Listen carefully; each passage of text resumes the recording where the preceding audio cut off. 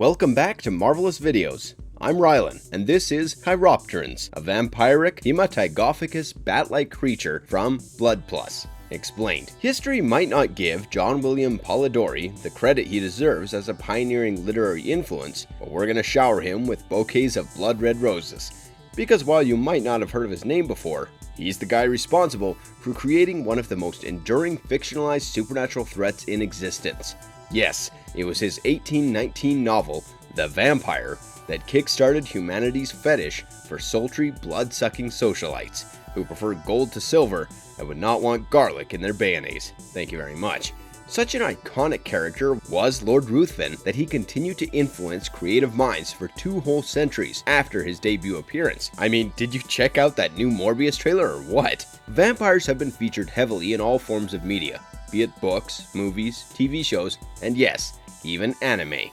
In fact, we'd argue that anime gives you some of the most inclusive portrayals of vampire kind in all of media. Just look at these vampires, going to boarding school like Good Little Monsters, or this coming-of-age teen rom-com. What about a vampire who's more into otaku culture than a fresh red beverage? The world of anime is littered with insane, 4-dimensional representations of these nocturnal entities, but no title has been able to draw out such emotion by chucking them into a Shakespearean drama like the 2005's Blood Plus. Unlike Shakespeare though, Blood Plus's monsters are real, and their reviling nature isn't as metaphorical as it is literal. Hulking, leathery, and grotesque, with a disturbingly symbiotic relationship to the red stuff. But we know that you're not here for a history lesson. We'll leave school for that. You're here for the monsters. So, without further delay, here's our 2 cents on the Chiropterans, the vampiric, hematophagous, and bat-like creatures from Blood Plus, explored. Before we get into today's explanation, however, we have a very small request. If you like our content, please support us by subscribing to our channel. This is just a small click for you, but for us, it means a lot. Thanks. Now, let's begin.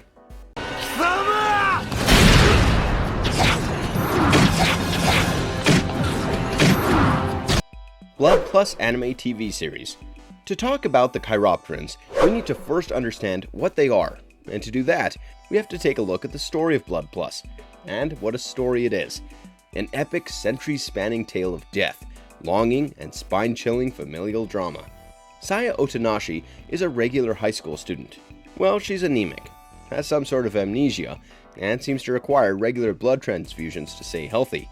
But you know, otherwise regular. It's September 2005, and Saya is traveling through her adoptive home of Okinawa, Japan, where she encounters a mysterious cellist whose melancholic chords tug onto her memory strings. Saya doesn't remember anything about her life, except the last year or so, which she has spent with her adopted family, George, her foster father, and Kai and Riku, her foster siblings. Her encounter with the cellist seems to have stirred her latest memories, which leave her flustered, and she forgets her shoes at the school. So she goes back at night to recover them. But to her terror, the cellist is lying in wait, with a dagger in his hands. She flees. Just when things seem like they couldn't get any worse, she's attacked by a vicious and massive monster, thirsty for her blood. Before she can process what's happening, the cellist makes her ingest some of his blood, which makes something snap inside of her. She rises, calm, eyes glowing red, and attacks the creature with a blood-laced katana, putting an immediate end to its life. As if on cue, the katana drops from her hands, and she comes out of her trance-like state, confused and horrified about what just transpired. Already tormented by her memory loss, she can barely handle the fact that she'd been marked for death by a shape-shifting monster, let alone that she can actually fight back, and has been doing so for centuries. You see, in 1832, wealthy researcher and evolutionary scientist Joel Goldsmith acquired a particularly intriguing mummy from Iceland, that of a massive humanoid female bat-like creature that was presumed frozen to death. Intrigued beyond comprehension, he dissected the creature and was fascinated to find 2 perfectly preserved cocoons held within its abdomen. He wondered what was inside them, and his questions were answered when some accidentally spilt blood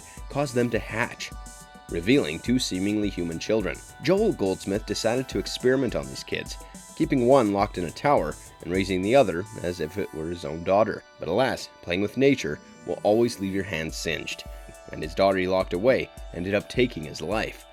Swearing vengeance upon her sister, who let her stay trapped, this malevolent sibling escaped, plotting her revenge. Meanwhile, the other sister swore the same oath and joined an organization dedicated to eliminating the threat that her kind posed to society. This organization was called Red Shield, and the sister that stayed was Saya herself. Yes, folks, the bob-cut sporting, chirpy protagonist of the series has been a bloodthirsty vamp, pun intended, this whole time. And what's more, she is one half of a pair of queens that her kind tends to give birth to. Saya's sister Diva is that other half, and over the course of roughly 50 episodes, we see a tense, if sometimes slow-paced familial drama unfold that is a cesspool of misunderstandings, misplaced emotions, and the simple human desire for empathy. Saya, who spends the first half of the series struggling with her life's purpose, must reconcile herself with her kinslaying fate and try to make the world a better place, no matter what the cost. And as the story progresses, we see this cost take several forms: friendships, love, and more often than not, Saya's lifeblood. That blood is extremely important too, because as it turns out, it's one of the only sure-shot ways of defeating a Chiropteran, once and for all.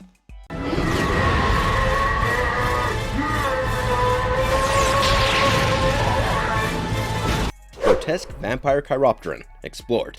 No one knows where they came from or how they came to be, and perhaps that is for the best, because once you've seen a Chiropteran in the flesh, it's extremely hard to get it out of your mind, if you live long enough to think about it, that is.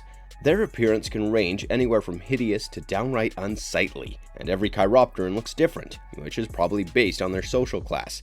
The first Chiropteran that we see looks like DC's Man-Bat, a snoutless, muscle-bound freak of nature with a fanged jaw, bat-like ears, and smoldering blood-red eyes that burn when they're closing in on the target. In contrast, the last Chiropteran that Saya puts down looks more like a xenomorph that emerged from a praying mantis, complete with pincer-like appendages and that trademark elongated cranium design. No matter how they look though, all Chiropterans share a few biological similarities. They're all born from the blood of the queen.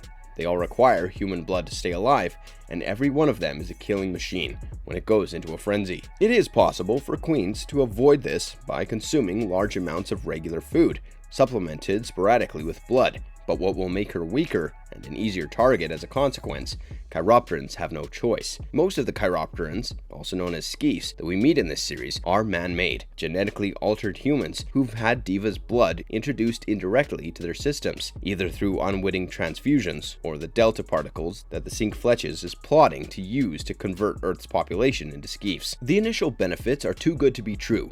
You gain superhuman speed and strength, a ridiculous healing factor, that you can heal from bullet wounds and even explosions, as well as the ability to manipulate body mass to create weapons or wings. But the longer you stay in this state, the sooner you realize free gifts come with curses, and the price these Chiropterans paid was in the form of a debilitating disease called the Thorn. This disease causes immense pain to the Chiropterans, originating as cracks across their neck that spread throughout their body if they don't feed. Stay hungry for long enough and they will break into pieces like a falling crystal. This is why they sought out Saya. They incorrectly believed that her blood could cure them, as they'd been told that she created them. Only much later did the skeef realize Diva's deception, and by then it had been too late. Ironically enough, the only way to kill a Chiropteran is with blood. Chiropteran society is complex. They defy natural convention from their inception, birthing a pair of queens as opposed to a solitary dominant societal figure. However, there is a reason for this. The only way for a queen to reproduce is by mating with the chevalier of its twin sister. The chevalier is basically the advanced form of a Chiropteran who were saved by the queen from near-death experiences and are now sanguinely linked to their mistresses, bound to obey. This is necessary so both of their genes can be accumulated in one place to keep the birthing cycle stable, as usually one queen's blood is fatal for the other, and vice versa. A Chiropteran skeef is created from the blood of one queen, and can thus be killed if it's exposed to the blood of the other. It can also be killed if it loses enough blood without replenishing itself, effectively bleeding out. On a small scale, Diva's Chiropterans could have been contained. That possibility went out the window when her chevaliers developed the Delta 67 virus and infected key population centers to allow the condition to spread like a plague. What makes it more terrifying is the fact that Diva's voice would make them more rabid and compliant. So if she were going to appear in public for something like an opera, for example, every infected entity would be closer and faster in completing their frenzied transformations. Burying them or sealing them inside a bunker would be ineffectual, as they would simply enter hibernation. Despite their relatively lame weakness, we can't deny that Chiropterans were among the more terrifying sentient monsters we've come across in any anime, and we've seen manga in action for decades.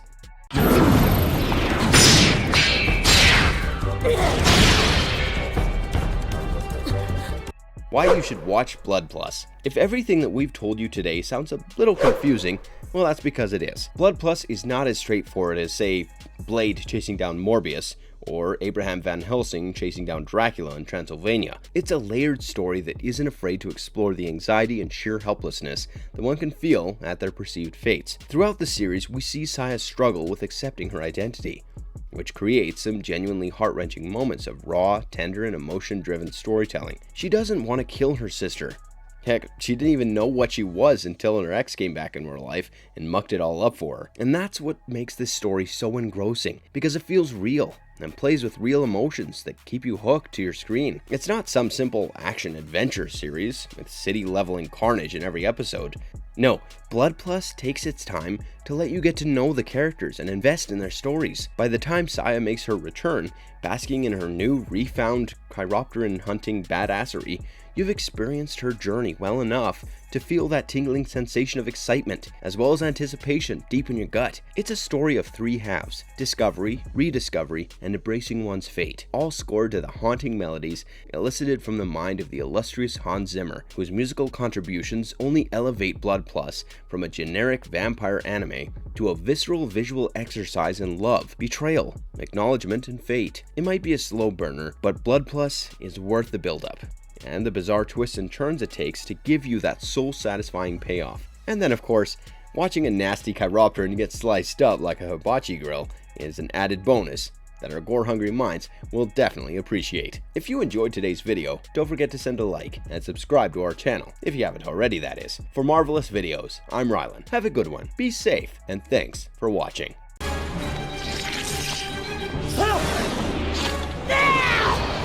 Now!